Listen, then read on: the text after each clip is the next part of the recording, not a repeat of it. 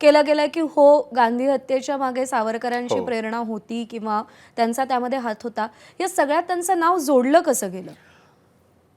राजकीय त्याला नक्की कारण असावं. कारण एक पुरावाच अगदी अस्सल भक्कम पुरावा म्हणाल की त्यावेळेला एक अमेरिकेचा एक अधिकारी होता, जो भारतात तेव्हा रिपोर्टिंग करत होता.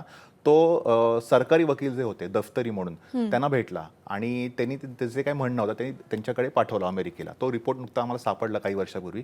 त्यात तो म्हणतो की दफ्तरींशी मी चर्चा केली. दफ्तरी म्हणाले की इथे फक्त नथुराम गोडसे, नाना आपटे ह्यांना फक्त अटक करून ह्या केसचा त्यांनी आणि ते अजून 2 सहकारी ते त्या लोकांना अटक केली असती आणि केस चालवली असती तर चाललं असतं.